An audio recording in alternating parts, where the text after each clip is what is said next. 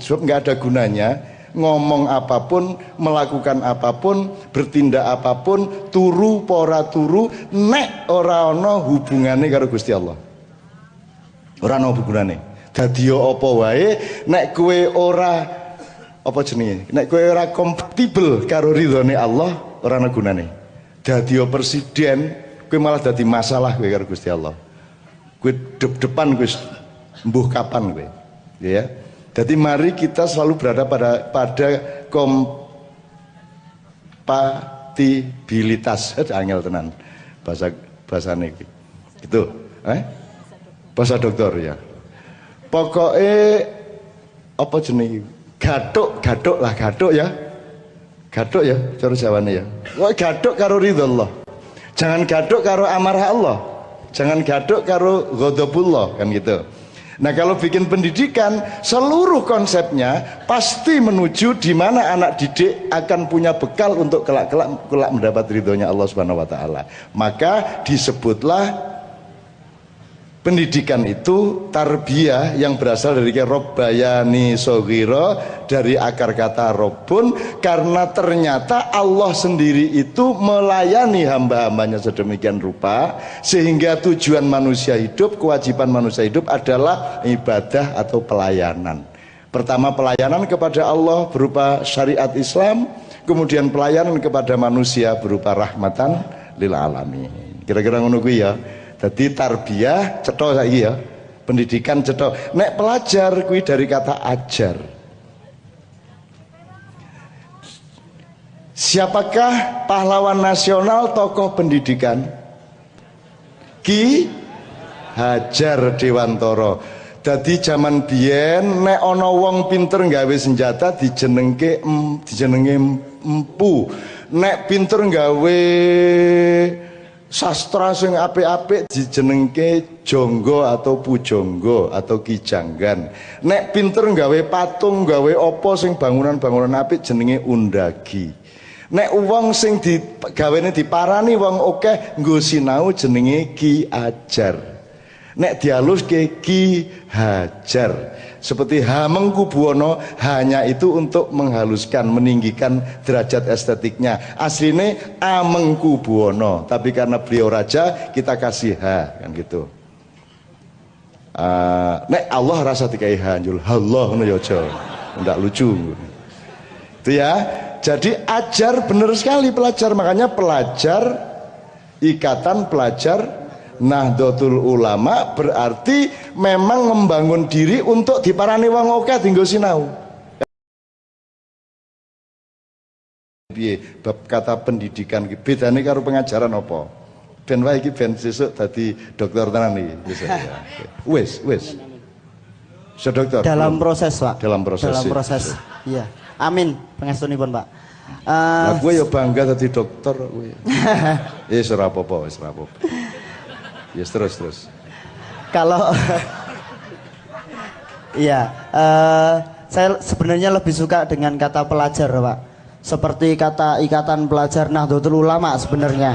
Iya, saya lebih suka memakai kata pelajar karena pendidikan sekarang sudah menjadi sesuatu yang dianggap formal dan sangat struktural, kaku sekali, Pak.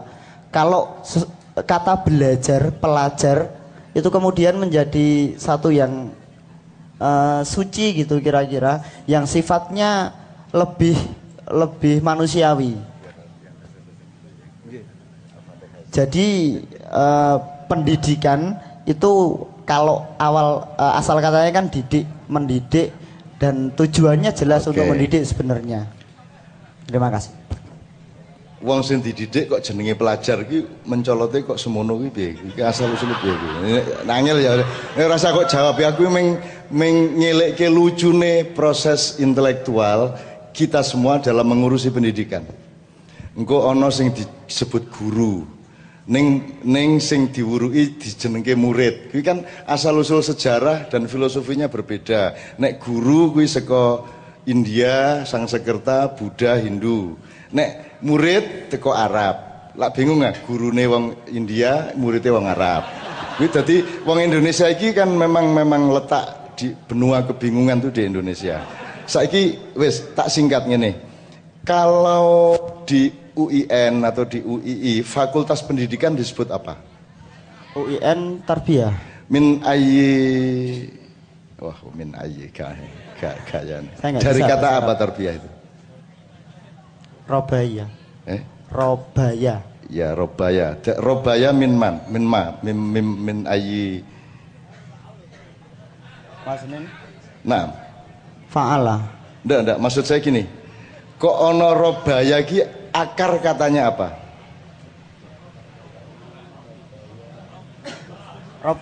Robbun. Jadi tarbiyah itu berarti salah satu konstruksi yang muncul dari filosofi dan pemahaman mengenai Allah sebagai Robbun. Allah sebagai macam-macam kan? Ada ilahun, ada Robbun, kemudian ada teksturnya, ada Rohman, Rohim, Mudhil, wakeh 200-an piro jumlah kabeh. Meskipun resmi disepakati 99. Ya. Tapi kan itu Allah dalam fungsi yang bermacam-macam. Tapi ada dua yang inti. Kalau sifat cintanya Allah adalah Rahman dan Rahim, tapi kalau sifat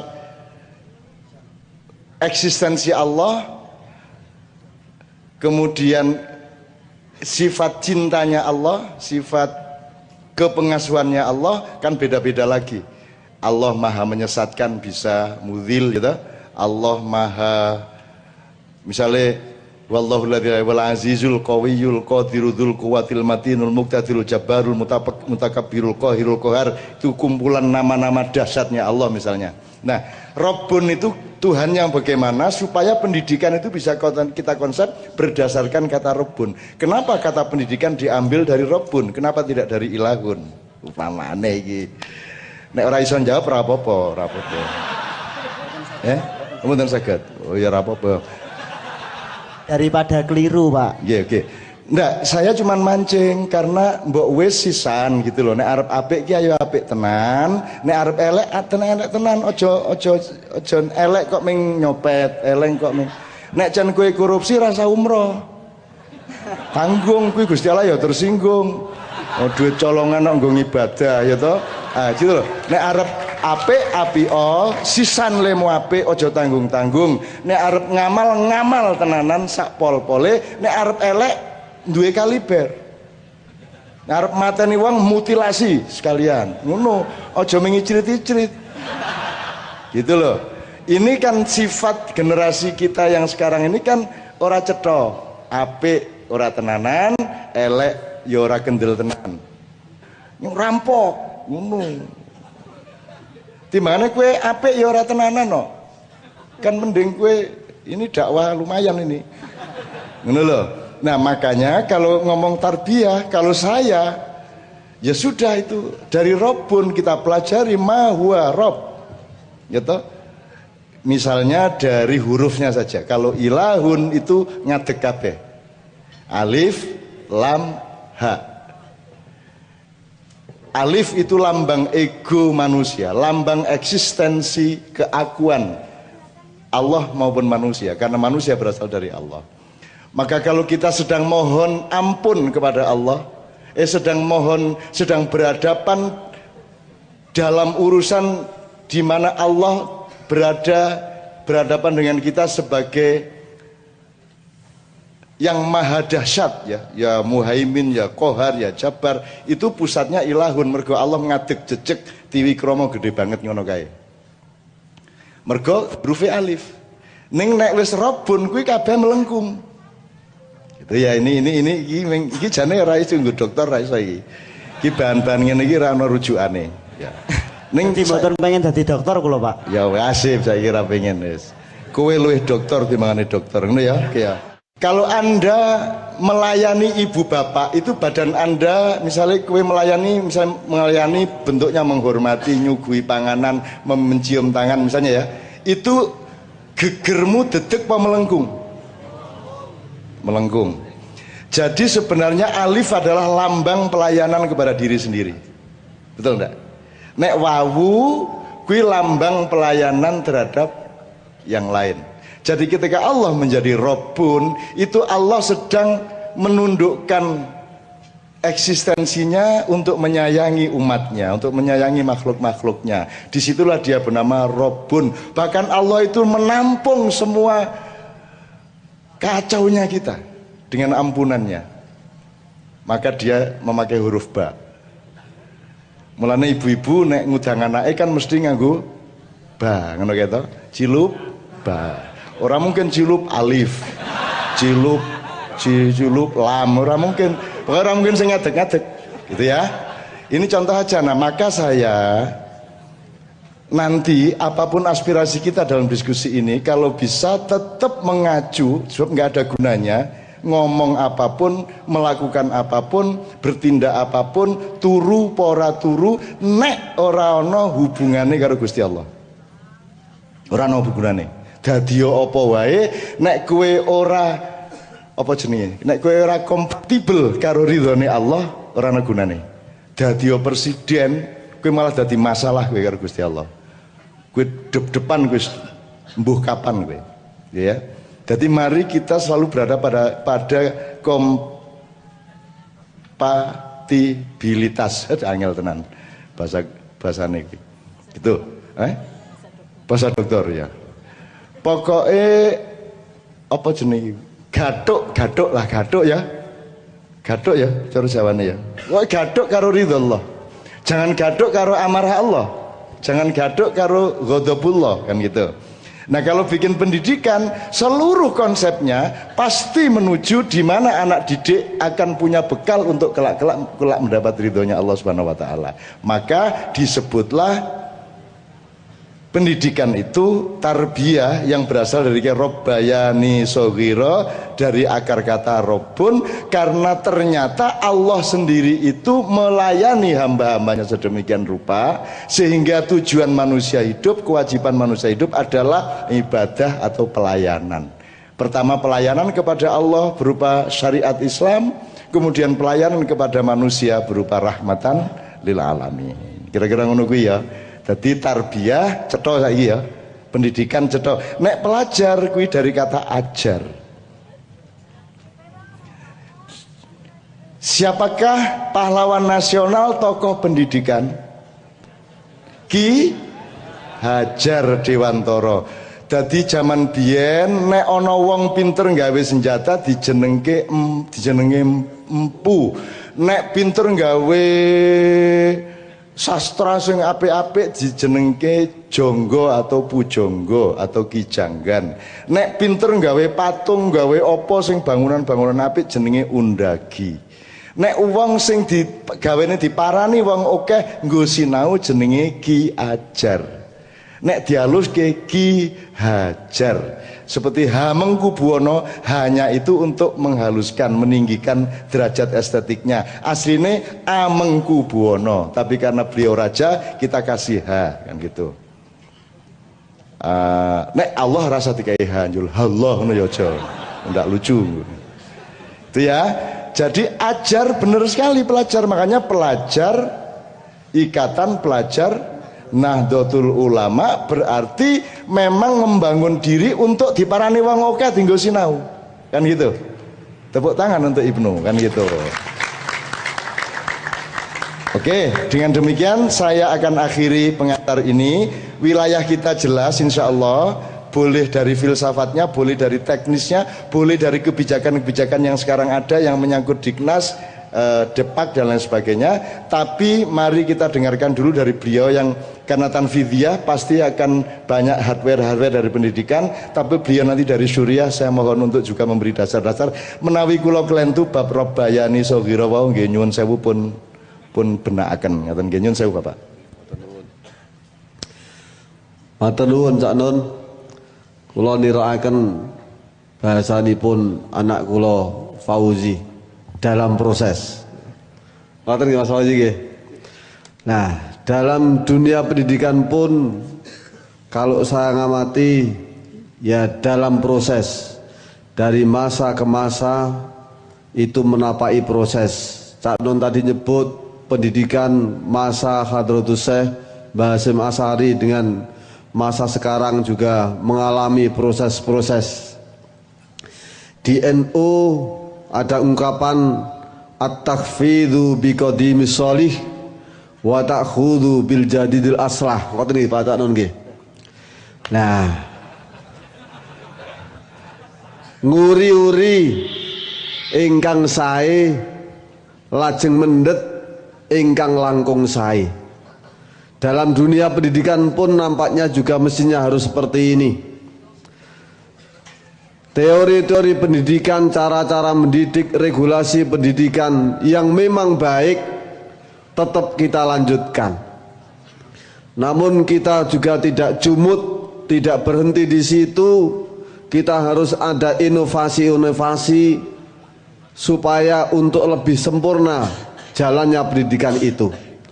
Namun perubahan inovasi itu jangan malah menurun, tapi kita upayakan menuju ke peningkatan. Untuk itu butuh koreksi-koreksi, butuh evaluasi-evaluasi. Oleh karenanya kumpul-kumpul kita seperti ini adalah merupakan wahana kita untuk mengevaluasi jalannya pendidikan. Sehingga anak-anak NU seperti tadi saya sampaikan, bagaimana kemajuan NU ke depan, pelajar-pelajar NU ke depan yang menerima estafet perjuangan ke depan ini maju ya maju ning ojo kemajon, apik ya apik ning ojo kapien. Untuk membuat ojo kemajon, ojo kapien, kita harus tetap mendekat kepada senior-senior kita yang waskito, para alim, para ulama, sehingga pelajar NU bisa membumbung tinggi selangit. Namun kita tetap harus berpijak di bumi kita sendiri. Ngoten Cak Nun nggih. Monggo pun lajengaken salajengipun. Saya kira ada yang diantarkan dari interval pembicaraan beliau itu ke verifikasi. Iki NU nggawe pendidikan ki padha apa ora filosofine, tujuane, torikote, kaifiahe karo pendidikan nasional. Nek padha njur piye, nek ora padha njur piye. Kan begitu kan? Itu harus kita perjelas sebab NU itu saya kira organisasi terbesar sedunia. Sejeno nek aku sekolah ning nggon pendidikane NU, Ibnu karo pendidikan sing liya-liyane ya sejeno, ada yang bisa saya andalkan di sana, kalau di sini tidak bisa saya andalkan. Kan itu harus kita pastikan. Kalau sekarang kepastian itu belum jelas, maka generasinya Fauzi yang harus merintis itu menurut saya. Gitu loh. Ya oke, sekarang saya berikan kepada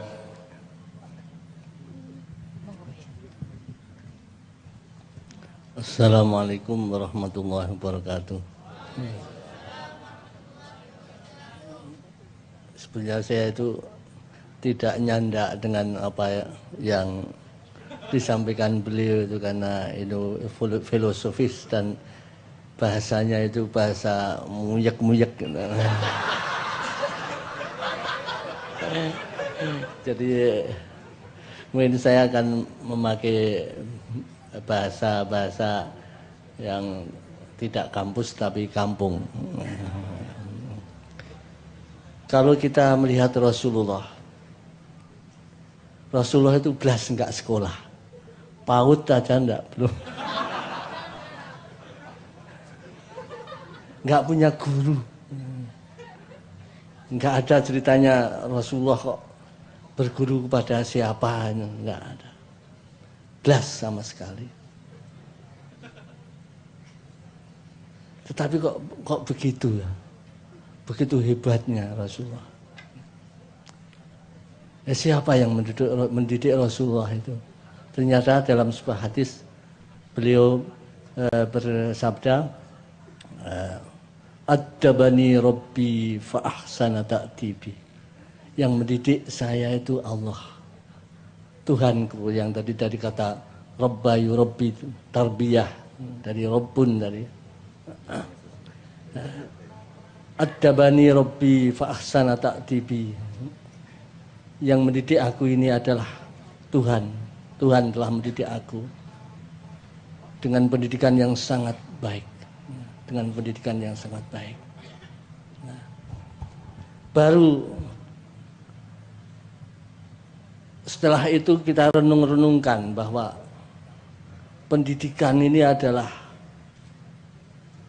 tidak hanya yang formal saja, tapi apa yang terjadi pada diri kita, apa yang terjadi pada lingkungan kita, ini bisa jadi pendidikan. Tahulah kalau Rasulullah SAW itu baru 2 bulan di dalam kandungan ibunya, itu sudah ayahnya sudah meninggal. 6 tahun ibunya meninggal. Ikut kakeknya tidak lama meninggal, ikut pamannya meninggal. Diperkuat oleh istrinya meninggal. Putra-putranya yang laki-laki meninggal semuanya. Pernah dikejar-kejar, pernah dilempari batu, pernah berdarah-darah dan sebagainya. Dicaci maki, dilempari ini. Ternyata apa? Fama wahanu lima asabahum fi sabilillahi wa ma dhaufu wa mastakanu. Penderitaan itu tidak membuat lemah. Apa yang menimpa beliau itu tidak membuat lemah. Loh, kita tuh sekarang apa? Sepeda motornya gembos saja sudah loyo. Masya Allah. Ini Addabani Rabbi fa ahsana ta'dibi. Masya Allah. Maka An-Nabil Ummi membaca tidak bisa untuk Nabi. Ya. Membaca tulisan tidak bisa. Tetapi justru disitulah beliau Nabi Muhammad SAW diciptakan oleh Allah dan dikendaki oleh Allah sejak kecil, diberikan irhas seperti mukjizat. Kalau nanti setelah diangkat menjadi Rasul, mukjizat, tapi sebelumnya irhas, dilindungi oleh Allah. Nah, di dalam keadaan beliau sebagai bashar, sebagai manusia biasa, tapi terlindungi oleh Allah Subhanahu wa taala, tapi tidak lepas dari penderitaan. Ya. Baru kemudian Rasulullah ini sebagai guru agung yang mampu mendidik siapa saja sesuai dengan kemampuan masing-masing. Rasulullah tidak pernah memaksakan Khalid bin Walid sebagai hafizul Quran atau penghafal hadis, tidak. Potensi Khalid bin Walid adalah potensi sebagai panglima perang. Amr bin As sebagai administrator.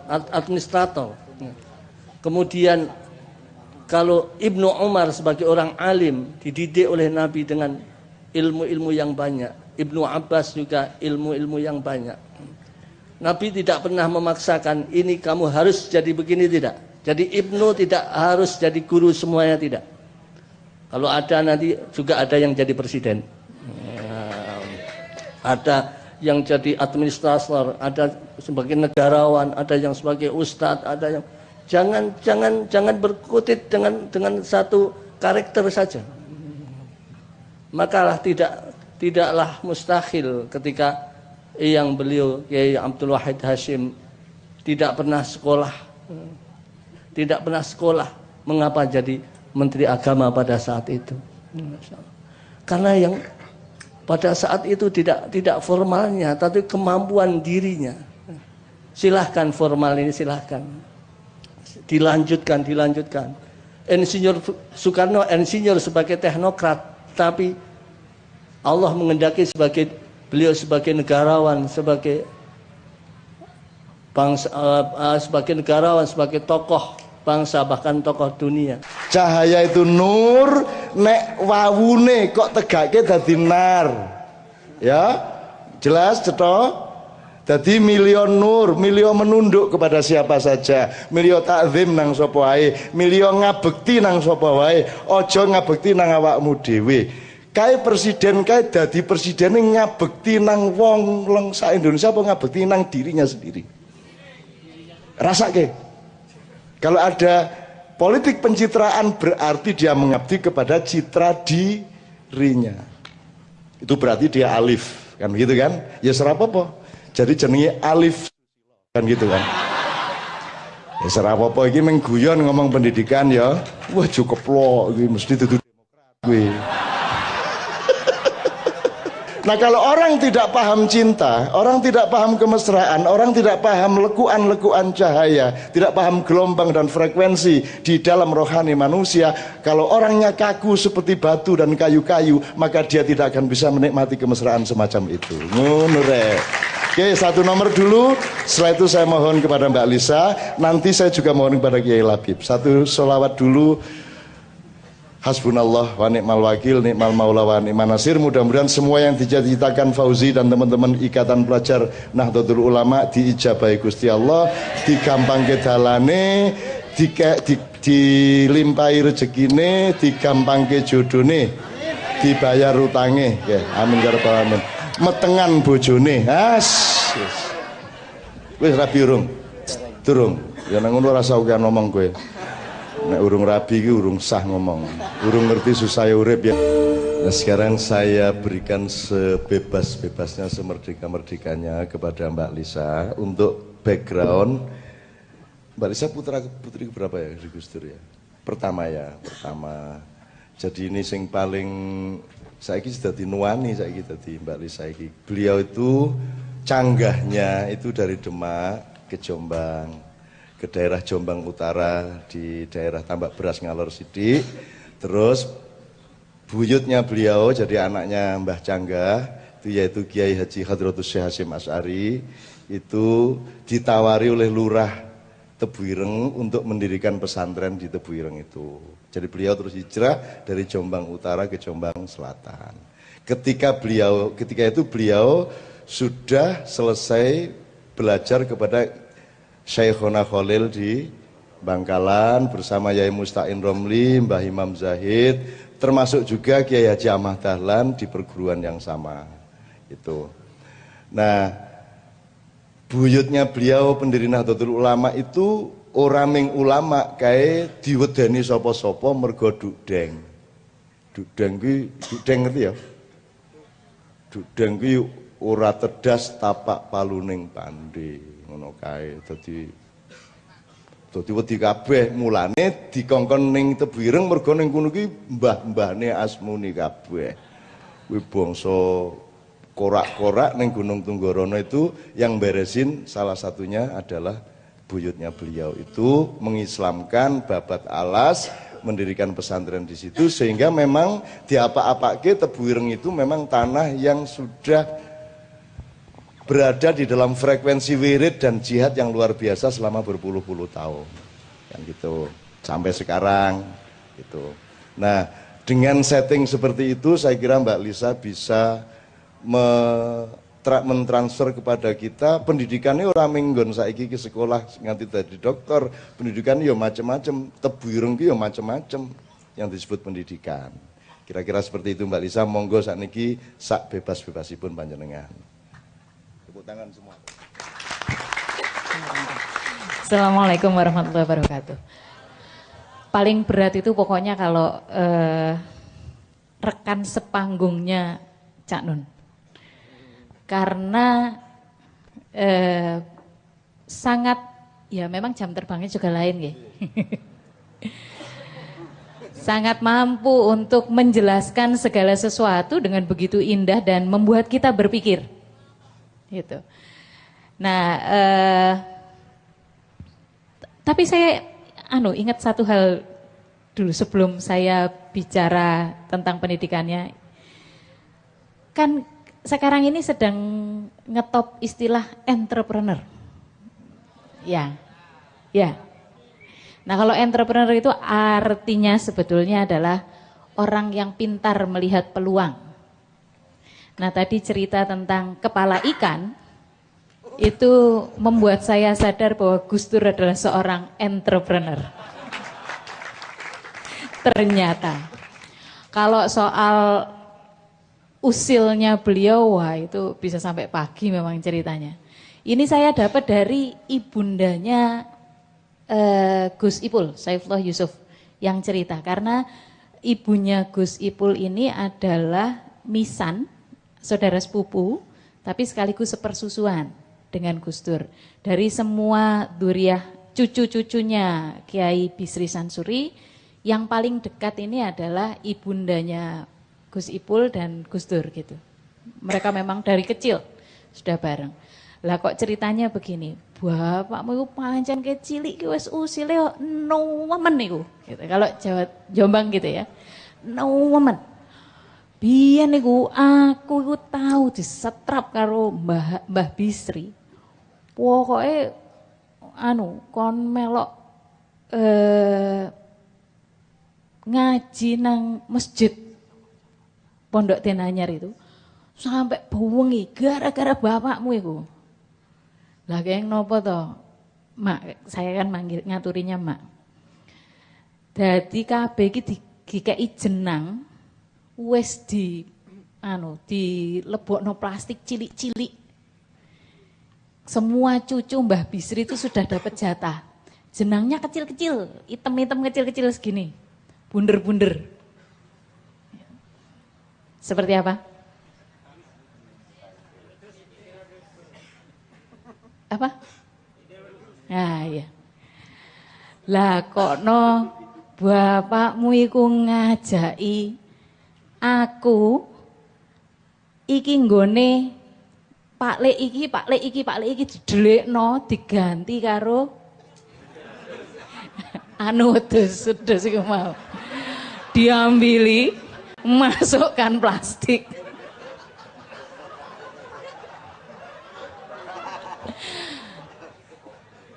Dikasihkan sepupu-sepupunya. Enggak lah makan jenang wedhus. Muamuk semua matul kepada Mbah Bisri. Jadilah ibunya Gus Ipul dan Gus Dur disetrap di masjid sampai malam. Gitu. Jadi memang dari kecil itu kawan bayi gitu. Dulu ada zamannya proses reformasi, Gus Dur kebetulan baru proses penyembuhan dari stroke sehingga nggak kemana-mana beliau, tapi Ciganjur jadi open house. Orang pada datang. Nah tiba-tiba datang satu orang sudah tua sekali. Dia mengatakan bahwa saya santrinya Mbah Wahid Hashim. Dan saya ini saksi. Dulu itu Gus Dur tiap siang diikat di tiang bendera. Saking dugalnya. Gitu. Jadi memang dari gawan bayi sudah nyeleneh ya. Tapi alhamdulillah mungkin yang dikatakan Cak Nun tadi, bahwa dengan itu justru beliau menjadi dekat dengan semuanya dan bisa menjadi jalan cinta untuk sesama. Karena itu yang beliau yakini bahwa tugas kita sebagai manusia itu menurunkan keyakinan kita, ketauhidan kita kepada cinta kepada sesama manusia dan untuk mewujudkan Islam rahmatan lil alamin. Nah, bicara soal pendidikan, saya juga jadi ingat beliau gitu. Dulu waktu lulus SMA saya bingung, pengen masuk UI, tapi juga pengen kuliah di Jogja. Terus saya konsultasi lah, matur kepada Bapak, Pak enaknya gimana ya Pak? Aku tuh pengennya kuliahnya di Jogja. Ya sebetulnya pengennya masuk UI, tapi pengennya di Jogja. Lah lebih kuat mana? Pengen di Jogja. Ya wes, ya neng Jogja. Ngene lho Nak, sak api-apike universitase, sekolahe, nek awakmu elek, ya tetep metune elek. Sak elek-eleke sekolahmu, nek awakmu iku wong bener, wong apik, engko metune yo apik. Nah itu yang membuat saya sadar bahwa ternyata institusi pendidikan itu hanya alat. Yang paling penting adalah kita sebagai manusianya.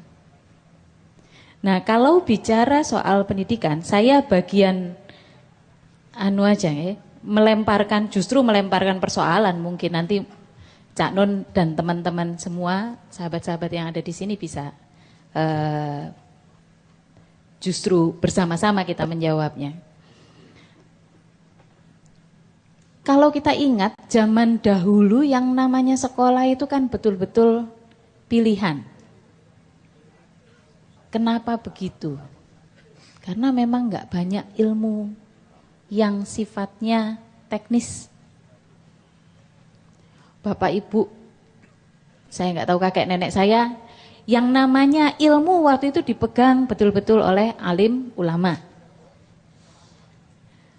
Ketika dengan perkembangan zaman ada industrialisasi di berbagai negara, itu yang membuat akhirnya jadi berubah. Orang jadi perlu untuk sekolah karena pekerjaannya sudah bukan lagi bertani. Pindah. Kalau dulu bertani, bercocok tanam itu untuk mencukupi kebutuhan sehari-hari dan itu cukup. Sementara pendidikan kita dapatkan dari alim ulama untuk mencukupi kebutuhan rohani kita. Setelah perkembangan zaman, orang kemudian mencari nafkah bukan lagi dari bercocok tanam. Sudah pindah. Orang berharap punya kualitas kehidupan yang lebih baik melalui pekerjaan. Nah, pekerjaan yang berhubungan dengan industri itu mensyaratkan keahlian teknis. Orang belajar membangun gedung, orang belajar ngobati orang sakit. Ini kemudian ada sekolah-sekolah, sekolah kedokteran, sekolah hukum, sekolah ekonomi, dan seterusnya. Berbondong-bondonglah orang kemudian menuju ke institusi pendidikan dalam rangka meningkatkan kualitas hidupnya. Tambah lama perkembangan zaman semakin kencang, semakin banyak ilmu-ilmu baru, semakin banyak keahlian-keahlian baru yang dibutuhkan, semakin berkembang ilmu pengetahuan.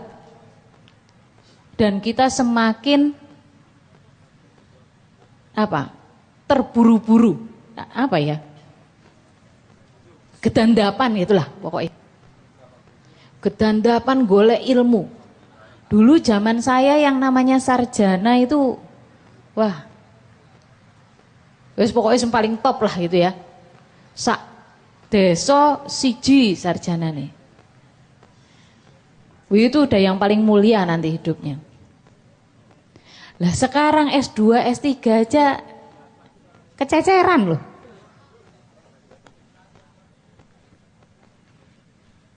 Enggak mulia lagi.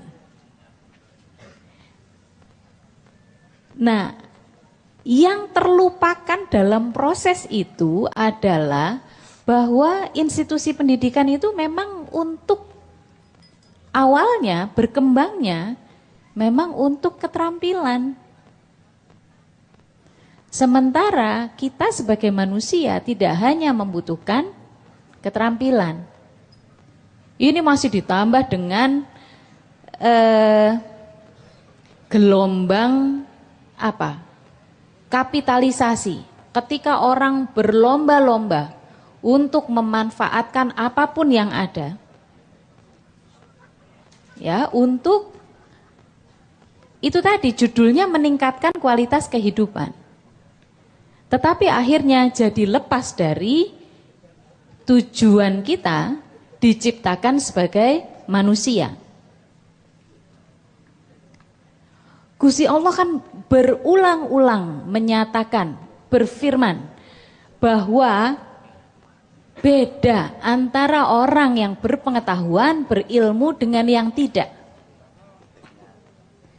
Banyak sekali ayatnya. bahwa alam semesta itu diciptakan penuh dengan tanda-tanda yang kalau kita bisa membaca perumpamaan-perumpamaannya, maka seharusnya kita menjadi lebih faham tentang sunatullah, dan itu semakin mendekatkan kita justru pada peran kita sebagai hamba, pada beban kita sebagai pengelola semesta. Kan begitu. Nah, ini yang terlupakan oleh institusionalisasi pendidikan. Sementara gelombang yang terus-menerus mengajak kita untuk yang namanya kualitas hidup yang lebih baik itu punya mobil lebih besar, lebih banyak, punya rumah lebih banyak, punya rumah 7 lantai, punya uang lebih banyak. Ya paling gampang kalau mau punya uang lebih banyak udah tahu toh bagaimana jalur karirnya.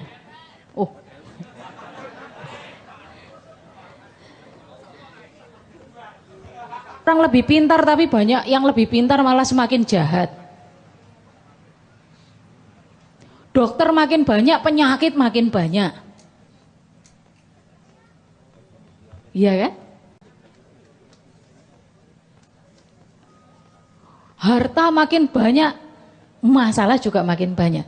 Itu yang kemudian sekarang membuat kita banyak bertanya-tanya. Nah, saya senang sekali teman-teman IPNU dan IPPNU justru mengangkat kegelisahan ini. Karena kita memang punya PR yang sangat besar. Model pendidikan yang selama ini ada, yang tadinya memang kepentingannya hanya untuk mengajarkan keterampilan, sementara ruhani kita diasuh oleh para alim ulama, ini sekarang seperti ada pembatas. Dan semua orang sibuk menyalahkan institusi pendidikan. Tidak membangun karakter, tidak ini, tidak itu, tidak. Kita perlu untuk kembali melihat sejarahnya bagaimana. Memang sekolah-sekolah umum itu tidak disiapkan untuk membekali kita menjadi manusia yang utuh. Dia hanya memberikan tempat untuk perkembangan ini. Dan untuk menjadi manusia yang seutuhnya, yang tujuannya adalah menjadi manusia, menjadi insan kamil, itu tidak akan terpenuhi di institusi pendidikan. Nah, ini justru yang menjadi PR kita, bagaimana terusnya. Kita yang terlalu membebani institusi pendidikan, atau memang pendidikan, sistem pendidikan, kultur pendidikan kita harus diubah, diselaraskan, disesuaikan dengan tantangan zaman. Tantangan zaman sekarang kita tahu yang paling besar adalah mendekatnya jarak antar kultur dengan teknologi informasi dan teknologi transportasi. Kalau kita tidak memperkuat pendidikan dalam arti yang tadi sangat eksploratif dijelaskan oleh Cak Nun, kita memang akan tersesat. Kalau kita tidak mengembalikan hakikat pendidikan kepada nilai aslinya,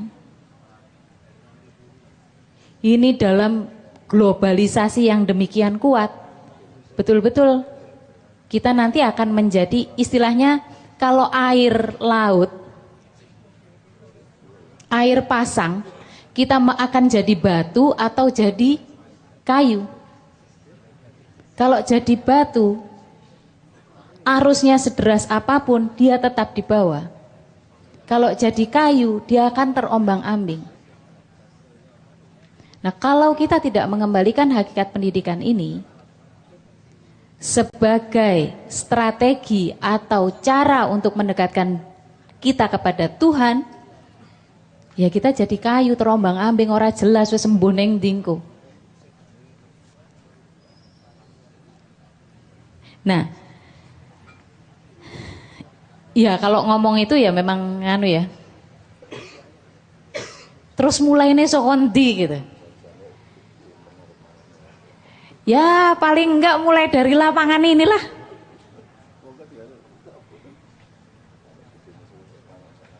Bahwa memang tidak mudah, ya. Tapi di mana-mana perubahan selalu didorong oleh generasi muda. Maka keberanian teman-teman IPNU dan IPPNU malam hari ini untuk mengangkat tema yang biasanya ini ya dibahas-bahas di tingkat akademisi gitu ya, yang kadang-kadang juga nggak nyentuh persoalan yang sesungguhnya. Kesulitannya ilmu pengetahuan kadang-kadang kita sibuk menjelaskan, tapi tidak bisa dimanfaatkan dengan real. Nah, saya lontarkan ini justru untuk bahan. Monggo silakan saya kembalikan kepada Cak Nun untuk bersama-sama kita diskusikan. Saya mau wawancara Mbak Lisa ya, karena ada beberapa hal dari beliau yang sangat mendasar ya. Yang pertama, yang harus kita capai malam hari ini adalah ketepatan sikap IPNU terhadap masalah pendidikan. Misalnya gini, Anda ini mau mendandani dunia pendidikan secara keseluruhan di Indonesia, ataukah ojo gede-gede sih, Anda mencoba memastikan bahwa Anda tidak terjajah oleh dunia pendidikan. Kan gitu kira-kira Mbak Lisa ya. Nah, Mbak Lisa saya kira bisa memberi tanda tangan ya, di stempel oleh Mbak Lisa. Sebenarnya lebih penting mana proses pembelajaran setiap Anda ataukah adanya sekolahan? Lebih penting mana? Sing penting kowe ne sinau apa anane sekolah? Mbak Lisa. Sinau. Belajar. Jadi sekarang Anda memperalat dalam tanda petik sekolah atau Anda diperalat sekolah? Memperalat. Memperalat sekolah. Nah, Anda bergantung kepada sekolahan ataukah digantung? Digantung oleh sekolahan. Sekolahan digantung. Sekolahan. Maksud saya gini loh, Rek. Kalau pakai bahasa silat namanya kuda-kuda. Nek kuda-kuda nera bener mesti gue kalah tanding. Nek coro kabudayan jenenge patrap. Nek patrap murah bener mesti kelakuanmu ya ora bener. Nek coro Islami biasanya bahasanya makomat, makom ya. Kalau makomnya tidak benar, koordinatnya tidak benar, maka pasti semua produk Anda tidak benar. Kan gitu. Caranya menendang bola, mau nendang bola bagaimana, Anda harus pada silang koordinat yang tepat gitu. Nah, terhadap pendidikan ini, kalau IPNU punya cita-cita untuk mendidik, untuk memperbaiki pendidikan secara keseluruhan seperti yang diungkapkan oleh Fauzi, saya kira itu cita-cita yang sangat baik, tapi apa sudah sampai pada tahap itu sekarang? Kan sekarang harus kita pastikan dulu bahwa Anda sendiri adalah subjek utama di dalam pendidikan, bukan Anda objeknya sekolahan, gitu ya. Nek arep ngomong tenanan ya le ya, kok le ya. Nek arep ngomong tenanan sebenarnya Mbak Lisa saya kira setuju ini. Kemarin kalau Anda nonton drama Nabi Darurat itu ada kalimat begini dari Ruwat Sengkolo ini, dari Ruwat Sengkolo ini ya. Ada kalimat begini. Alat kejahatan yang paling canggih di muka bumi adalah aturan-aturan. Maka orang-orang bijak mengatakan, kata Ruwat Sengkolo, bikinlah aturanmu sebelum kamu dikalahkan orang lain dengan menggunakan aturan dia. Nah saiki kowe iki diatur karo mbuh biyen sapa sing gawe sekolahan. Wong kowe biyen iki kudune kowe muridé Hadratus Syekh kok, kowe iki kudune nyantri kok. Nanjur kowe saiki dikai aturan nyantri ki ora duwe masa depan, sing duwe masa depan ki sekolah. Ngono ta? Ono aturan ngono kuwi. Kuwi wis sekolah duwe aturan-aturan sing luwih detail di dalamnya. Dadi aturane wong kudu dadi dokter andes. Bar kuwi kudu dadi SU nggih Pak Lisae, sarjana utama bar kuwi bener. Enggak hafal saya. Kapal ya, yo apa meneh Oh, aku, bukan. Mbak. Apa meneh aku, Mbak. Nah, Saya juga bukan pecinta yang institusi. nah jadi mohon Bapak-bapak dari Nahdlatul Ulama tahu bahwa kami ini juga gento lah jane ya. Gitulah ya gento ya. Jadi kita bukan orang sekolahan juga. Jadi nek aku janjane aku iki gelem ngurusi pendidikan ning tema acarane anu iki jane mergo saking ngambane atiku jane. Janjane kuwi menyinggung perasaanku. Ngaku ora sekolah kok kon ngurusi pendidikan nih. Karepmu piye? Janjane ngono kuwi aku. Ning ya ora apa ya Mbak Lisa ya. Ora apa-apa. Tapi pokoknya Anda menjadi tuan dulu. Anda menjadi tuan dan sekolah itu alat Anda. Jangan Anda diperalat oleh aturan-aturan sekolah. Meskipun kalau memang Anda perlu ijazah, enggak apa-apa. Ikuti aturan sampai dapat ijazah, tapi tidak ada hubungan sama cari ilmu. Nek cari ilmu ya oke nggone, orang main sekolahan. Aku sekarang saya tanya satu pertanyaan kepada teman-teman yang masih kuliah. Upamanya Anda belajar di apa? Visipol kayak teknik kayak apa? Kuwi nek kowe golek bahan dhewe browsing iso ora? Dadi nek kowe sinau dhewe misalnya ilmu psikologi apa ilmu apa, kuwi kowe browsing ning internet, njur kok pelajari, itu untuk jadi sarjana itu butuh berapa bulan dengan mempelajari dari internet? Setengah tahun. Setengah tahun relatif cukup itu untuk mempelajari semua yang nanti ditransfer oleh dosen. Lah ngono. Lah apa sebabnya kok njur kuliah? Mergo kudu duwe ijazah. Jadi ternyata tujuan sekolah itu nomor satu adalah dapat ijazah. Dan itu tidak apa-apa untuk membahagiakan ibu dan bapakmu. Ya toh? Jadi ojo salah niat, ojo aku niat ingsun sekolah golek ilmu pekok kuwi jenenge.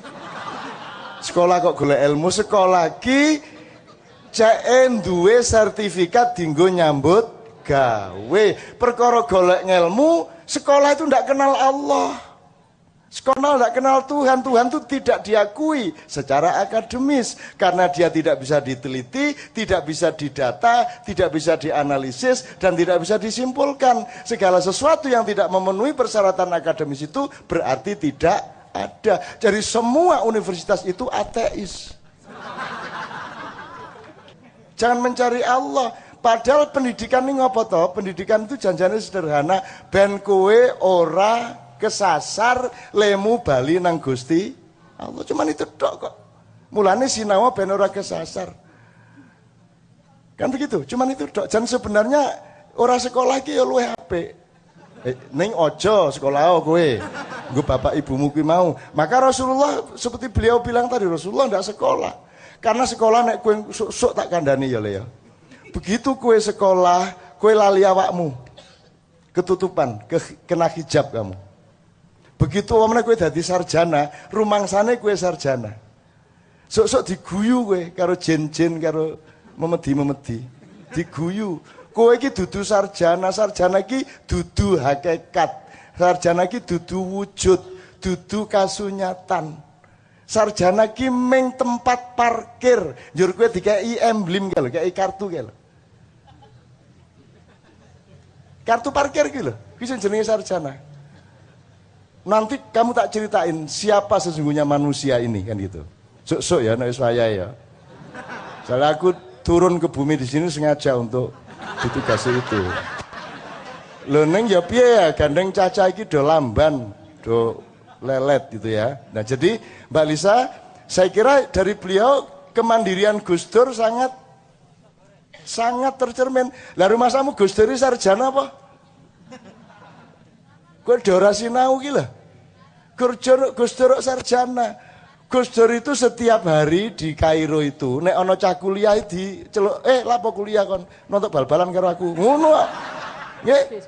Untuk bioskop bal-balan, bioskop loro kuwi Gus Dur kuwi. Pokoke ora tau kuliah kae. Gus Dur kok kuliah. Kan gitu. Kuwi tenanan, nah kuwi nek Gus Dur sami kabeh sami nawatona lara sekolah kabeh iki ya. Nah, tanggung jawabnya orang ndak sekolah adalah karena dia tahu dia harus belajar. Karena Anda ini dititipi Allah, satu Anda disediain cahaya dan cinta. Cahayaku jenenge nur, Allahu nurus samawati wal ard. Terus dikasih cinta untuk mengelola cahaya, salah benar, peteng, api, elek, ngono ya, itu cahaya nur. Terus dikasih cinta untuk mengelolanya, untuk supaya hidup seluruh kebenaran itu. Cinta itu dalam aplikasi horizontal namanya rahmatan lil alamin. Nah, individu namanya mahabbah atau hub, kan gitu. Tapi kalau sosial namanya rahmah, kan gitu. Nah, sekolahan ra mudeng ki, dosenmu ra mudeng. Ora mudeng. Gitu loh teman-teman sekalian. Nah, maka dari Mbak Lisa saya kira kita mendapatkan poin untuk kemandirian. Termasuk entrepreneurship kepala ikan tadi itu. Gitu loh. Gue luwih nemen jane Gus Dur yo luwih nemen gue jan. Ning aku tahu bales Gus Dur lis. Aku mangkel tenan aku suatu hari karo Gus Dur jan. Wah, wes Gus Dur. Aku iki kesel-kesel ngatur Pak Harto Kesel-kesel ngatur Pak Harto, taat sama saya, alhamdulillah, tak kon nang masjid gelem, tak kon wiritan manut sak piturute, kemudian kita turunkan dia, kemudian saya akan ajak dia ke masjid Baitur Rahman di DPR itu untuk saya upacarai semacam baptis gitu ya. Semacam beat ning ora resmi lah. Nah, aku ora percaya beat-beatan. Ning pokoknya secara resmi Pak Harto jenengan niku mboten dipercaya sinten mawon ten ngalam donya ngono. Ngomong apa wae saiki ora dipercaya. Ning Allah isih iso percaya kue, nek kue husnul khotimah. Monggo sakniki kula teraken upacara ikrar husnul khotimah. Terus Pak Harto bikin, nyun sewu ini bikin 4 janji, 4 sumpah, sumpah tidak jadi presiden lagi, sumpah tidak akan ikut campur urusan pemilihan presiden. Nomor 3 sumpah siap diadili oleh pengadilan negara. 4 sumpah siap mengembalikan harta yang dibuktikan oleh pengadilan bahwa itu milik negara. Tanda tangan Soeharto. Tak gaweke aku sing gawe sumpah. Wes isu-isu minggu isu acara aku jam 8 wis tekan masjid. Ribut ora karu-karuan, fitnah ndak karu-karuan, akhirnya Pak Harto tak telepon, "Pak, rasa rene wis saiki urusanmu karo aku karo Gusti Allah wae, rasa karo Republik Indonesia." Wis rasa macem-macem wis saiki langsung aja ngono aku. Wis terus aku bilang sama wartawan, acara saya batalkan dan saya bersumpah kalau Anda bisa mengadili Soeharto sebelum wafatnya potong jari-jari saya, ngono aku. Nekat, jane wedi tenan aku. Wah iki nek iya tenan njur kepotong drijiku iki. Ning alhamdulillah Tuhan sayang sama saya, dihindarkan dia dari pengadilan. Terus aku dolan nang ngene Bapak Mulis sorene. Gus Dur krungu bahwa saya gagal membawa Pak Harto. Terus wis ngene Cak, aku teko dok lho gurung disuguhi kopi. Gue wis langsung ngene Cak, engko minggu berikutnya tanggal 3 Maret sampean enteni ndek di Istiqlal, Masjid Istiqlal. Engko Pak Harto tak susule jam 7:30, terus engko rono 7:30 ketemu sampean di Masjid Istiqlal. Dadi engko wong telu ndek kono upacara. Lho Gus, aku gak njaluk lho iki. Iki sampean dhewe lho. Iya tak gak apa-apa, engko tak susule nang Cendana terus tak jake nang Istiqlal. Saestu nih Gus. Iya tak Cak, gak percaya karo aku tak. Ya wis ngono. Wis akhirnya janji tanggal 3. Seneng hatiku toh. Alah Gus Dur gelem ngewang-ngewangi ngene iki. Diewangi wong gede ya toh toko NU. Begitu aku metu teko Gus Dur ketemu wartawan, aku gak tahan tak critakno. Cak tadi gagal. Oh gak apa-apa, gak masalah gagal. Iki Gus Dur sing jemput Pak Harto besok Minggu tanggal 3 Maret dibawa ke Istiqlal. Ngono kan? Wos, wartawan ya seneng, penasaran akhirnya wawancara Gus Dur. Gus terus saya kajenge nyusul Pak Harto tanggal 3 ngene terus dinteni kali Cak Nun mriko. Gus Dur njawab ngene, biasa Nun ngomong ngawur iki. Ngono kuwi. Biasa Cak Nun wis iso ngomong ngono lho Gus Dur lho. Dek dhewe sing ngomong lho aku sing disalahno. Mewangkel hatiku ya, hati-hati kan ya. Padha wong gendenge tak bales ya akhirnya. Gak apa ya Mas ya? Ini supaya Anda punya kemandirian, punya sikap. Anda yang universitasmu ya dirimu sendiri, dosenmu Allah, Rasulullah, orang-orang besar, kan begitu. Bahkan bahwa Anda di universitas tidak apa-apa, itu parkir beberapa lama kan gitu kan. Tapi universitas Anda sangat luas. Nah ini terus akhirnya aku mergo mangkel karo Gus miso tenan aku. Ning yo gak miso, aku nek miso halus wis ya. Kayak bapakmu aku. Terus akhirnya nih suatu hari saya sama Haddad Alwi sama Ustadz Haidar Yahya dolen nang ngene Gus Dur. Terus tak abusi Gus Dur. Gus, niki sampean niki dilungkasi oleh tugas gede Gus. Niki amanate abot Gus, sampean kudu sehat. Terutama kepala dan penglihatan sampean kudu sehat. Iki seolah aku dipeseni ono wong pinter teko Pacitan Gus. Oh bocah. Sampean itu gasi dilungkasi munggah lah pokoknya sampean kok dadi nomor 1 lah. Ngono aku tak ramal. Jane yo ngawur. Tapi karena Tuhan sayang sama saya diwujudkan sama Tuhan gitu. Supaya saya tidak malu di depan Gus Dur gitu loh. Anda juga boleh minta sama Allah begitu, ya Allah jangan permalukan saya terlanjur menjanjikan istri saya mau saya beliin mobil, kalau saya tidak dapat rezeki untuk dapat mobil, kan saya malu sama istri saya, kalau memang kau cinta sama aku, kalau cintaku mencukupi kepadamu, ya Allah wujudkan mobil itu. Ngono wani kowe perkara terkabul wis biasa toh ya. Wis biasa. Oh penggaweane wis digosah terus ora tau kabul ya. Ya lagi. Akhirnya tak parani temen, Gus ngene terus tapi ngeten Gus niki enten wong tani Pacitan iki pesenen kula ndoleki sampean gak kepethuk-kepethuke kula wonten stasiun. Terus pokoke aku pesen nang sampean Cak, sampean Gus Dur niki kajenge munggah dadi presiden tapi kedah sehat. Nah, mulai sakniki kedah periksa dokter terus, tapi syaratnya nomor pertama niku kedah bathuke Gus Dur niku kedah ditempeli godhong waru. Waru ya apa Cak? Nggih godhong waru sing cilik-cilik men gak apa-apa. Akhirnya langsung pul, saya pul. Golekno godhong waru aja gede-gede. Nggih. Waru tok Agus. Karo anu ember disane banyu ya.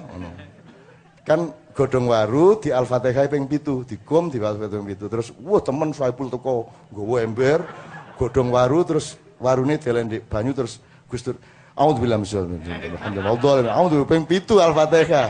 Aku mulai mesem-mesem terus mari ngono karo rada turan terus dijupuk telegene iki. Ngono Cak. Iya Gus, amin Gus. Ngono seneng aku. Wah, seneng aku. Pusing ya. Untungnya durung ana BlackBerry, ana BlackBerry tak share ya ngono. Iki guyon ya. Guyon lah salah Gus Dur yang ngawur kok. Ngarepe wartawan sakno kayak ngomong biasa ini ngomong ngawur itu ngono tapi itu guyon ndak apa-apa, kami ndak pernah mangkel-mangkelan, ndak ono ceritane aku karo Gus Dur mangkel-mangkelan yo nu garap-garapan gak karu-karuan kate ceramah kelambi gitu singitno ya Gus Dur iku wis kaya aku ceramah Mas di pesantren di Genggong wayahe aku ceramah dhuwur kelambiku nek disengitno lho karo Gus Dur iso-isone akhirnya kaosan aku metu terus Gus Dur Cak gak nggo klambi ta diancuk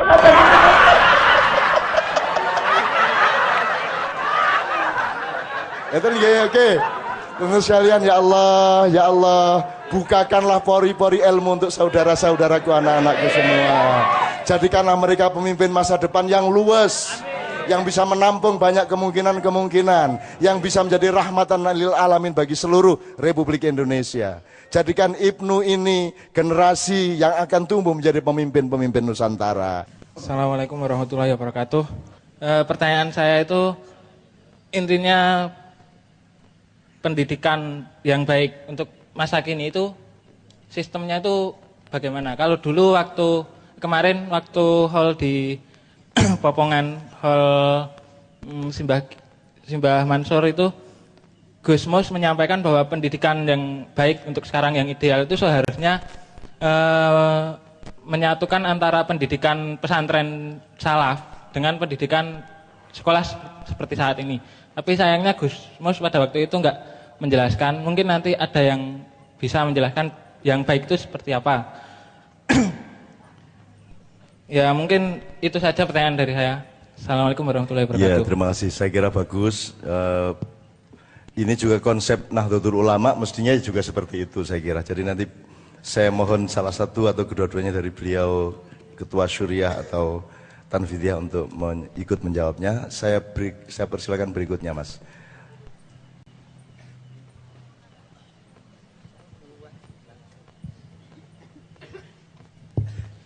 Assalamualaikum warahmatullahi wabarakatuh. Saya mau bertanya kepada bapak-bapak dan ibu yang di depan. tentang universitas, bahwa universitas itu kan tempat belajar secara universal ya. Kemudian kenapa kok di situ ada jurusan dan jurusan-jurusan dan fakultas-fakultas? Oleh karena itu dari mana kok bisa dibilang tempat itu universitas gitu? Padahal kalau universitas itu kan belajar secara universal, nggak hanya di situ terus gitu. Kemudian yang kedua, bedanya antara siswa, murid, pelajar, dan kenapa yang belajar di universitas itu disebut maha dan ditambah dengan siswa. Terima kasih. Assalamualaikum warahmatullahi wabarakatuh. Oke, yang ketiga, yang terakhir saya kira, Mbok yang putri supaya ada variasi, supaya ada kelengkapan lah, supaya seutuhnya gitu loh, ora lanang tok.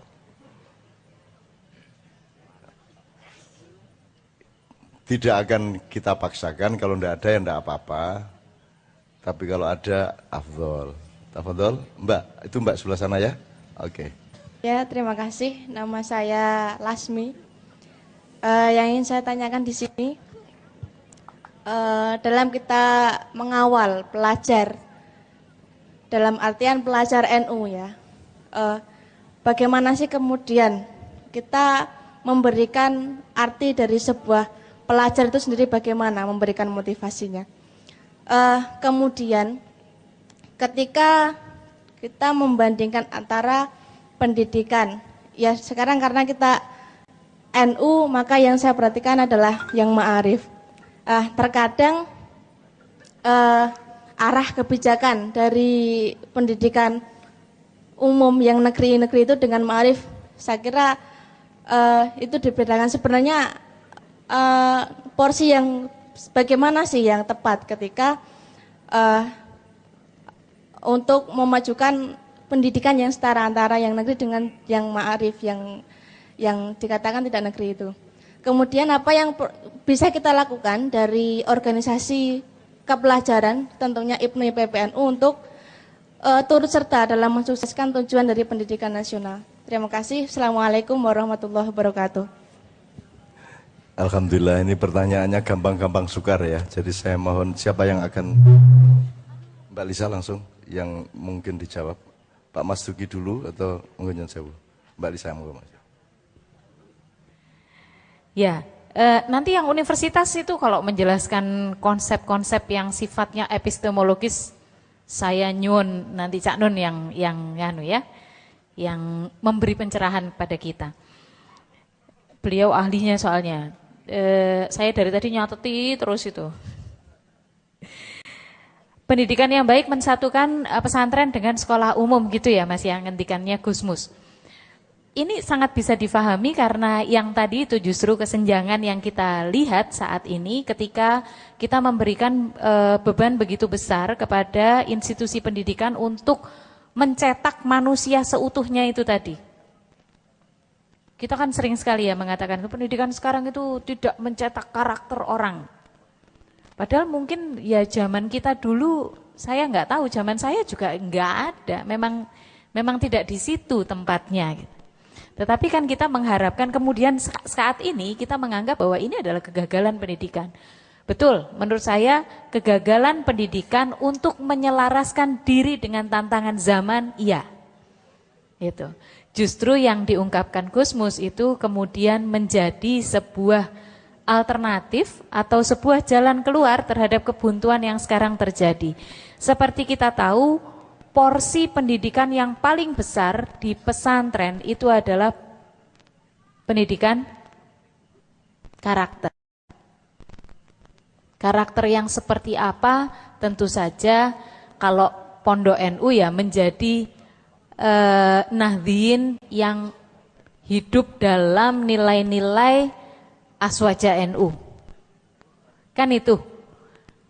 Kemudian dilengkapi dengan semua ilmu yang membuat kita memang lebih siap menjadi manusia yang bertakwa. Mendorong kita untuk maju ke arah menjadi insan kamil, kan begitu. Nah, itu esensi pendidikan di pondok. Sementara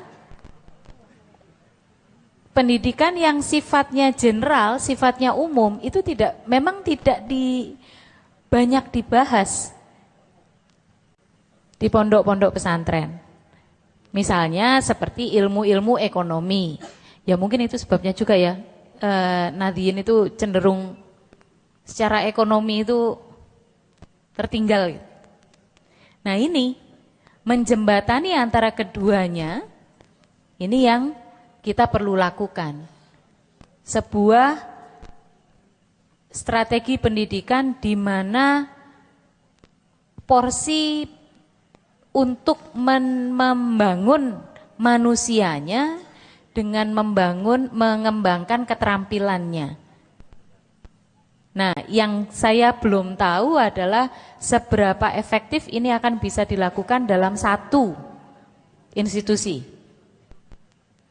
Memang yang terbaik itu adalah institusi pendidikan umum tapi berada di pondok, itu menurut saya ideal. Kenapa? Karena dia belajar ilmu-ilmu pengetahuan praktis, teknis yang sifatnya keterampilan, tapi pada saat yang sama dia hidup dan di dalam proses kehidupan di pondok itulah dia akan mengasah nilai-nilai yang membangun karakternya. Itu menurut saya yang paling ideal.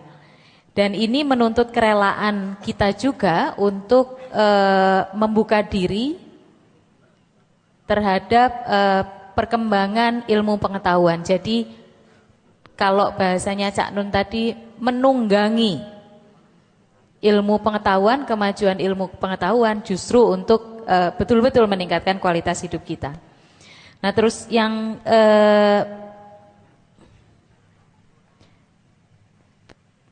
Mbak Lasmi ya, untuk mengawal pelajar NU bagaimana menanam, mungkin ini kesimpulan saya tadi dari pertanyaannya, bagaimana menanamkan peran pelajar yang sesungguhnya gitu ya Mbak. Nah ini tadi kembali kepada hakikat pendidikan, kemudian membantu teman-teman kita, adik-adik kita untuk bisa kritis terhadap proses pendidikan yang dialami di sekolahnya dan memanfaatkan, menjadikan institusi sekolah justru sebagai alat untuk mendapatkan ilmu. Itu yang kita perlu sekarang ini, menurut saya perlu kita terus-menerus semai gitu. Pemikiran bahwa sekolah tidak cukup. Itu tadi ya, sekolah untuk dapat ijazah. Tapi belajar sekolah hanya salah satu. Justru harus belajar di dalam kehidupan, membuka diri, belajar dari berbagai sumber. Nah, malam hari ini teman-teman mencontohkan berada di sini, ini yang perlu ditularkan. Karena ini sebuah sekolahan. Semua program ma'iyahannya Cak Nun itu menurut saya adalah sekolahan. Gak ada ijazahnya. Ada ijazahnya? Ijazah. Gak ada ijazahnya, tapi itu sekolahan. Nah, mari kita tularkan kepada adik-adik kita bahwa di sekolah kita mencari keterampilan, tetapi kita harus belajar tentang kehidupan justru untuk mendapatkan hakikat pendidikan itu dari manapun, dari pihak manapun, dari sumber apapun. Itu yang kita perlu tumbuhkan, semangat yang kita perlu tumbuhkan. Apa yang bisa dilakukan oleh organisasi pelajar? Memperbanyak kader-kader. Itu saja menurut saya sudah satu PR besar, tetapi dampaknya akan berlipat ganda. Semakin banyak orang-orang seperti sahabat-sahabat yang ada di sini, semakin baik Indonesia. Saya sangat percaya itu.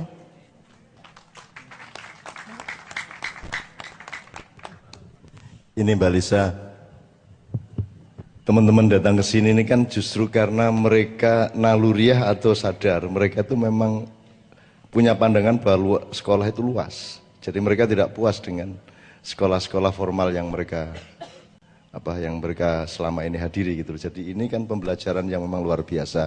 Dan kalau ada ormas seperti NU atau Muhammadiyah atau apapun yang selalu melakukan momentum-momentum pembelajaran seperti itu, saya kira bagus banget. Dan itu merupakan penyeimbang dari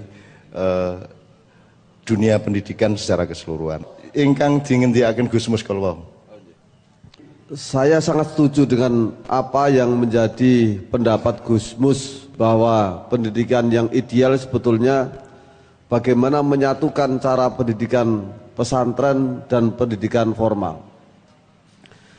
Menurut hemat saya, ada kesamaan prinsip antara pendidikan formal maupun pendidikan pesantren. Sama-sama ada upaya mentransfer ilmu dari guru, dari ustadz kepada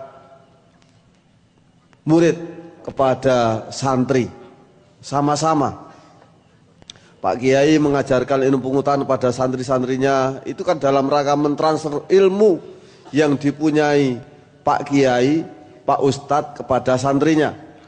Pak Guru, Pak Dosen mengajarkan pendidikan di sekolahan, di perguruan tinggi dalam rangka mentransfer ilmu pengetahuan dari beliau kepada anak didiknya, kepada mahasiswanya. Namun ada yang tidak dipunyai oleh apa yang ada di pendidikan formal, yang itu seandainya bisa dipadukan amat sangat bagus. Apa? Yaitu memberikan contoh, suri tauladan, uswatun hasanah dalam rangka aplikasi ilmu pengetahuan kepada anak didik. Ini nampaknya kalau di pendidikan formal itu seandainya ada, itu adalah merupakan inisiatif dari guru-guru itu sendiri. Saya dengar beberapa saat yang lalu, ya agak lama memang, ada sementara guru agama tidak jauh, memang wilayah Sleman juga, guru agama itu kalau ngajar suatu ketika tidak mandi dari rumah, itu mandinya di sekolahan, tidak di kamar mandi tapi di selokan. Dan itu tidak hanya sekali dua kali, sampai dari tokoh masyarakat di situ memberikan masukan pada saya, mbok yo dikandani kuwi Pak Guru kuwi. Ini di sekolahan. Di institusinya kan tidak ada aturannya. Guru-guru nak mulang kudu adusik nang omah, tekan sekolahan pancen runtu adus li adus ya nang kamar mandi ora nang selokan, ndak ada seperti itu. Tapi karena memang itu untuk aplikasi seperti adalah berangkat dari masing-masing dan itu melekatnya ada di pesantren. Oleh karenanya yang dipunyai cara-cara seperti itu adalah di pesantren. Bagaimana mengaplikasikan ilmu pengetahuan yang dididikkan, disampaikan kepada murid itu di pesantren. Bagaimana hubungan antara guru dengan murid secara 24 jam di pesantren. Kalau di sekolah hanya beberapa saat saja. Bagaimana hubungan antara orang tua dengan anak, santri bisa melihat langsung hubungan Pak Kiai dengan Bu Nyai, hubungan Pak Kiai dengan putra putrinya, bisa dicontoh yang itu semuanya Pak Kiai saya husnudon, itu semua terikat dengan ilmu pengetahuan yang diberikan kepada anak didiknya. Sehingga ini sangat bagus seandainya memang pendidikan pesantren dan pendidikan formal itu dipadukan. Barangkali seperti itu. Terima kasih. Jadi saya kira kalau di garis bawahi yang dimakan beliau itu, nomor siji wong sinau iku ya ora aturane sekolahane pelajarane, tapi penggunaan alat-alat belajarmu sendiri yang Allah kasih. Ono tasamuh, ono kaya adus niku lho Pak. Apa ya njur kudu ana pengumuman tertulis kan gitu kan. Apa kan ning Malioboro ora ana dilarang jalan jongkok sambil telanjang dari kantor pos sampai stasiun, lah ya ora ana to ya pelarangan. Makanya kalau kita berpikir ke hukum, jangan mengandalkan penegakan hukum terhadap pasal-pasal. Jangan andalkan pasal-pasal, karena kalau dalam drama kemarin jumlah pasal itu kan paling orang 3.000. Sementara jumlah penduduk 270, kalau pakai hitungan catur, buah catur cuma 32. Itu dari 32 biji catur itu terdapat probabilitas peristiwa benturan itu sebanyak 114 juta. Jadi kalau manusianya jumlahnya 270 juta itu kemungkinan pelanggaran hukumnya luar biasa banyak, sehingga tidak mungkin pasal bisa menampung. Makanya Apriani juga sampai hari ini pasalnya masih lucu. Kan begitu. Maka yang harus diandalkan oleh penegak hukum bukan pasal. Pasal itu salah satu alat saja yang belum tentu berguna. Andalan utamanya adalah nurani dia, kolbu dia, tasamuh dia, akal sehat dia, kan begitu. Itulah yang harus dibawa oleh hakim ke pengadilan, bukan pasal-pasal. Jadi nek sono pasal ora perlu hakim, nek andalane pasal. Wis cukup anggar pasalnya dipahami bersama, nek ngono hukumane semene gak ditandatangani bareng beres, rasa hakim, rasa proses. Kalau ada hakim, maka hakim itu bisa menciptakan pasal secara mendadak berdasarkan apa yang dia hadapi, yang kemungkinan belum ada jurisprudensinya. Nah, jurisprudensi kan artinya ketika ada pengadilan tertentu yang sebelumnya belum pernah ada, kemudian menjadi wacana baru, itu yang disebut jurisprudensi. Saya dulu soalnya kuliah fakultas hukum. Itu, makanya saya mengerti soal gini dikit-dikit gitu. Terus jadi beliau tadi menggarisbawahi soal yang seperti itu. Nek kue orang gabungke metode pesantren karo metode sekolahan kok gitang uripe, kan gitu. Gitang iki apa ya gitang itu orang jomplang, gitang ora ono bahasa Indonesia nih. Gitang ora ono kuwi. Timpang ya seje. Nek timpang itu dua kaki ning ora padha dawane. Kuwi timpang, nek gitang iki sikile siji. Kan gitu, Pincang dua kaki tapi pincang bisa. Bingung tuh nulis bahasa, karena semua bahasa kita itu tidak ada yang memenuhi syarat. Maka gini, sekarang sambil membahas, ini saya di PRI oleh Mbak Lisa soal universitas. Ini, namamu siapa, Dek? Raharjo. Apakah kamu Raharjo? Ini pertanyaan saya, ini beneran, apa kamu Raharjo? Kue kira Raharjo jare bapakmu. Lho, lha KTP, ning apa kuwi kowe? Kuwi lak mergole marapi bapakmu nang kowe. Apa Raharjo kuwi sing dimaksudi Gusti Allah tentang kowe? Urung mesti ta? Kuwi lak jarene bapakmu. Dadi dirimu bukan Raharjo. Nah, maksud saya pendidikan itu sederhana, di samping taklim ada takrif. Iki ilmu nahdien lho ya. Selama ini kan kita cuma punya majelis taklim, tidak punya majelis takrif. Padahal kalau Anda sudah mencari dirimu, kan katanya jadi manusia seutuhnya. Biar kowe ora ngerti awakmu arep dadi menungso wutuh, wong kowe dhewe ora ngerti awakmu. Rumangsamu kowe Raharjo, kuwi lak jare bapakmu. Kan gitu. Bener ora kuwi, Dik? Tapi kuwi jare bapakmu, nek kowe dhewe kon gawe jeneng sapa kira-kira? Ada toh, seje toh. Jadi dirimu bukan Ahmad, bukan Raharjo, bukan semua itu. Dirimu itu dibikin tertutup. Begitu kowe duwe bapak ibu, begitu kowe mlebu TK, begitu kowe kuliah, sekolah, awakmu ditutupi. Nah, jane tugas sekolah adalah buka tabir ben kowe ngerti sapa kowe. Man arafa nafsahu faqad arafa rabbahu. Nah, sekolah itu tugasnya itu memberi alat supaya arafa nafsahu. Ngono kuwi janjane, mergo kowe iki digawe lali. Malah sekolahan malah nutup-nutupi kuwi. Wis Raharjo ditambah dokter Andes, ditambah dokter, ditambah kepala dinas, ditambah macam-macam toh, ketutupan meneh. Kuwi dudu kowe. Kuwi dudu kowe kuwi. Yang kok arep turu kok dieling-eling ya iya ya janjane.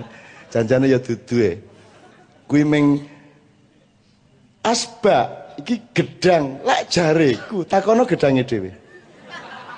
Takono gedange dhewe. Bisa enggak Nabi Sulaiman iso lho ngomong karo kabeh lho. Ngomong karo semut lho, semut lak jare menungso, kuwi lak jeneng saka menungso. Semute dhewe lak luwih duwe hak untuk menyebut dirinya. Dan Allah lebih punya hak lagi untuk dia yang menciptakan. Kan gitu. Nah, ini yang namanya majelis ta'rif. Karena di situ tidak dikatakan man alima nafsahu faqad alima rabbahu, tidak, tapi man arafa nafsahu faqad arafa rabbahu.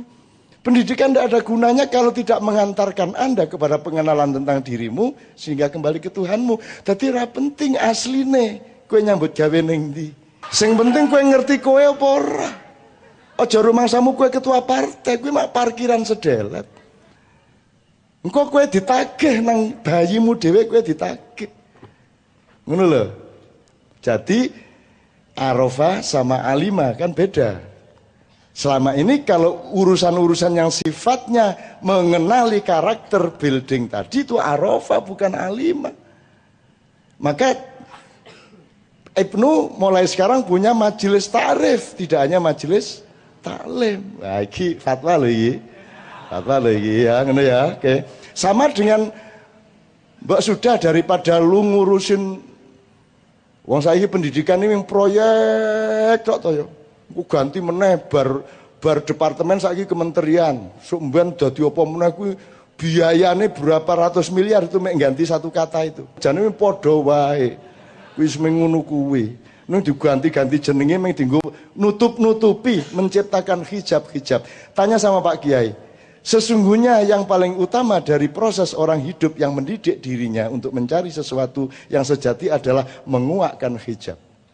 Jadi ketika Rasulullah dibelah dadanya oleh Jibril, itu sedang dicopot, dikelupas hijab-hijabnya Rasulullah sehingga Rasulullah ngerti persis semuanya. Iki nek tak critakno dawa ning urung wayahe le kowe ya. Urung wayahe kowe isih anu lah kowe isih. Kowe kan urung anu saiki dari semua yang Anda tanyakan tadi siapa ya si Mas Sana tadi ya yang mahasiswa universitas gitu ya. Ini memang kan belang bondeng ora karu-karuan epistemologinya. Universitas, yo husnudzon lah. Ini karepe apik, pancen karakter building arafa nafsahu faqat maka arafa rabbahu ya memang universitas, bener. Cuman aplikasinya dan kemudian istiqomahnya tidak terjadi. Akhirnya kan yang ada kan sarjana fakultatif, tidak ada sarjana universitas, ya toh? Meskipun ditandatangani sebagai sarjana universitas, tapi kan hanya ada sarjana fakultas. Ilmunya fakultatif. Kalau nganggo cara kampung ya Pak Mas Duki, nek cara kampung kan ono wong sing ngerti sithik, yang tahu sedikit tentang sedikit hal. Ada orang tahu sedikit tentang banyak hal, ada orang tahu banyak tentang sedikit hal, dan ada orang tahu banyak tentang banyak hal.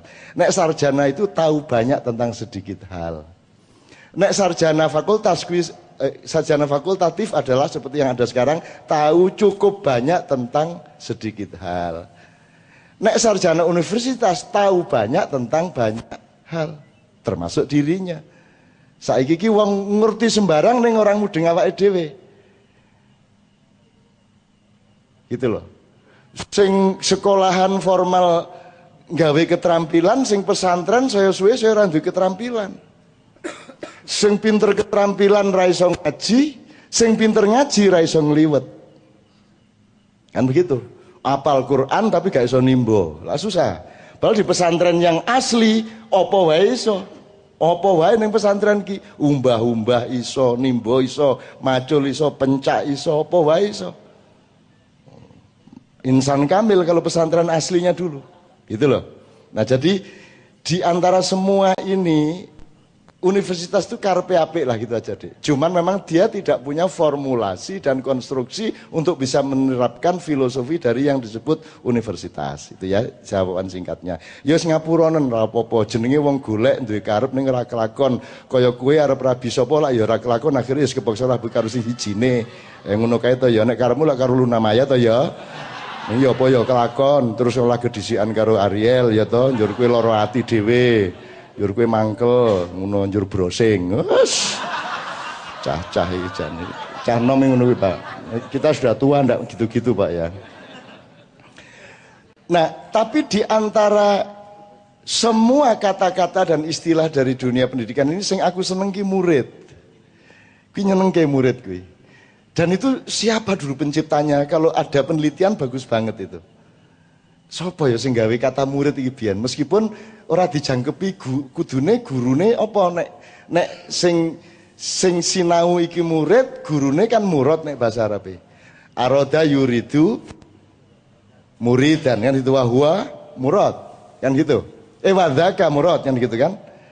Jadi orang yang punya iradah, orang yang bergerak didorong oleh iradahnya, dia disebut murid. Orang yang punya gairah belajar, punya minat untuk sinau, itu namanya murid. Dan itu sangat berkaitan dengan ciptaan dasar Allah, yaitu iradah. Jadi Allah itu bikin cahaya, bikin cinta, dan iradah. 3 itu. Cahaya itu nur, nek kue keliru dadi nar, gitu. Terus rahmat, cinta itu rahmat, diterapkan apik karo kabeh, ya termasuk orang yang membencimu kamu cintai, dan dia akan hancur karena cintamu, kebenciannya juga akan berubah menjadi cinta yang lebih besar kepadamu. Kemudian dengan bekal cahaya dan cinta itu kamu berjalan dengan irodahmu, menjalankan irodahmu. Irodahmu akan dikontrol oleh nur dan rahmat. Ojo nganti kowe duwe karep apik ning ora dadi rahmate wong. Ana ora ngono kuwi? Ana ora kebaikan yang tidak melahirkan kebaikan tapi melahirkan kemudaratan. Misale aku tahu ditraktir koncoku bar entuk honor zaman biyen melarat-melarat biyen ditraktir Mas Warno Pragulopati entuk honor oke, aku dijak mangan karena sama-sama miskin ra karu-karuan. Sedina mangan pisan alhamdulillah, maka pagi itu saya diboncengke dhek pertama nang sate Pak Kromo di alun-alun. Selesai sate Pak Kromo saya diantar ke bakso di Lempuyangan. Jadi bar kuwi njur dituturke nang soto Pak Soleh. Jadi sekali diboncengke mangan ping 5. Kuwi rahmat. Mbededek wetengku to ya.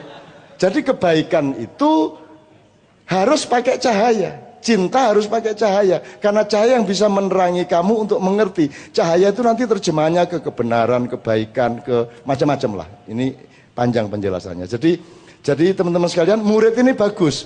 Kalau Ibnu bisa menciptakan, meneliti dan menciptakan istilah yang lebih tepat untuk lawannya. Nek guru kudu didolek asal usule. Guru kok karo murid, murid kok karo guru, janjane ya mungkin iso gaduk ning janjane mbok sisan nek cen murid ya golek filosofine untuk guru. Tapi bahasa Arabe apa sih ustadi? Ustad. Saiki ustadi jane ya ming guru biasa, tapi saiki ustad ning Indonesia wis seje meneh konotasi kan gitu. Jadi kata ustad diselewengkan juga. Terus saiki pelajar sekarang sudah apa saiki istilahnya? Biyen anak didik, bar kuwi peserta didik, bar kuwi apa meneh? Saiki apa meneh? Sekarang lebih teknis lagi.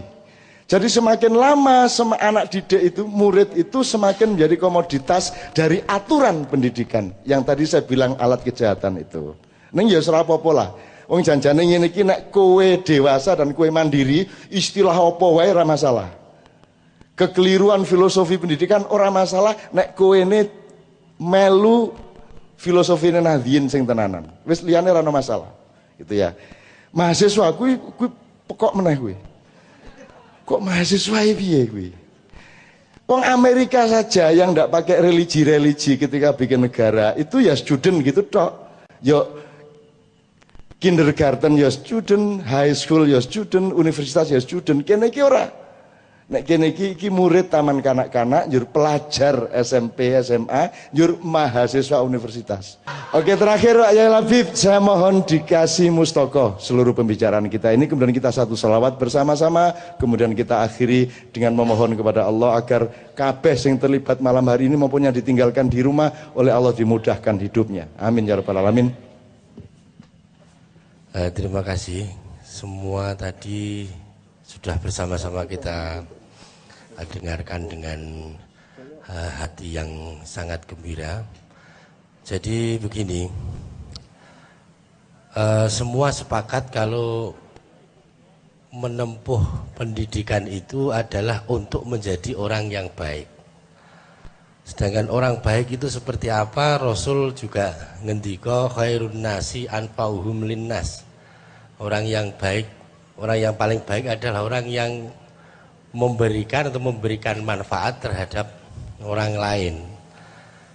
Seharusnya kalau kita melihat hadis ini, ketika ada seorang nenek mau nyebrang jalan, ketemu dengan orang yang lulus SLTA itu cukup dituntun nyebrang. Kalau ada seorang nenek mau nyebrang jalan ketemu dokter harusnya digendong. Tidak hanya dituntun. Lah ini anfa'uhum linnas itu begini. Lah kenapa sekarang Indonesia seperti ini? Itu sebab dibalik Canun. Bukan anfa'uhum linnas tapi mengambil manfaat yang sebesar-besarnya dari manusia. Semakin tinggi pendidikan seseorang, semakin memikir bagaimana bisa memanfaatkan banyak orang untuk kebutuhan untuk dirinya sendiri. Untuk itu IPNU IPPNU harus tetap konsisten dengan para ulama terdahulu, di mana beliau-beliau semangatnya sama adalah memberikan manfaat terhadap orang lain. Maka dasar negara ini terbentuk menjadi Pancasila, pertama silanya ketuhanan yang Maha Esa, karena semangatnya sama orang-orang dulu. Tapi karena sekarang itu dibalik, ketuhanan yang Maha Esa menjadi keuangan yang Maha Kuasa. Nah, terima kasih. Wattaqullah wa yu'allimukumullah. Demikian. Assalamualaikum warahmatullahi wabarakatuh. Allah itu mentakdirkan bahwa giliran beliau terakhir itu ning kuwi tenanan ilmu paling dasar kuwi. Paling dasar, jadi melayani others atau melayani diri sendiri. Anfa'uhum linnas au anfa'uhum linnafs. Linafsika ilayya gitu kan. Yo mengono kuwi. Sekarang aku takon satu pertanyaan terakhir sebelum selawat ya. Kalau kamu melayani, kamu dilayani enggak oleh yang kamu layani? Dalam hukum hatinya orang. Kalau kamu melayani, kamu pasti dilayani oleh yang kamu layani, betul. Kalau kamu melayani 10 orang, berarti berapa pelayan kamu? 10 orang. Kalau kamu melayani dirimu sendiri, yaitu 1 orang, berapa pelayanmu? Nah, jadi ketika dirimu kamu layani, itu kamu pelayan apa Tuhan? Wis pelayan tur nang awakmu dhewe, jadi kepelayanannya tidak bermanfaat juga nang awakmu dhewe. Kan gitu. Ketika Anda umroh supaya terus di sana berdoa supaya naik pangkat atau supaya dagangan laris, itu Anda sedang melayani Allah apa sedang melayani kepentinganmu? Kepentinganmu. Jadi kenapa kapitalisme itu melayani dirinya sendiri? Kenapa tidak anfa'ahum linnas? Rasulullah mengajarkan ekonomi yang luar biasa. Semakin banyak kamu melayani, semakin kamu banyak pelanggan. Jadi badine luwih akeh ndi? Ngelayani awakmu apa ngelayani wong akeh? Badine luwih akeh ta? Secara ekonomi juga. Jadi agama itu ilmu tertinggi dari prinsip ekonomi. Karena begitu kita melayani sebanyak mungkin orang, kita juga mendapat pelayan sebanyak yang kita layani. Apik banget aku. Dan swarga kuwi isine adalah orang yang melayani orang lain, yang anfa'uhum linnas. Nek neraka isine adalah anfa'uhum linafsihi. Dan neraka kuwi aku usul nang Gusti Allah rasa dikai geni ra apa-apa. Rasa dikai setrika geni, rasa dikai pokoke sing nyiso rasa. Kuwi cukup wonge wis cukup. Mergo mereka akan menjadi siksaan satu sama lain. Karena mereka isinya adalah orang yang selalu melayani dirinya sendiri. Mesti mengeroyokan, gelut, jogal-jogalan teman-teman ya toh. Jadi akan menjadi mereka sendiri adalah neraka. Jadi kowe kondo karo wong sing senengane melayani dirinya sendiri toh untuk kepentingan sendiri kondo kowe ra tak dongake mlebu neraka le. Mergo kowe dhewe iki neraka wisan. Ngono ya ceritanya ya. Gitu ya teman sekalian ya.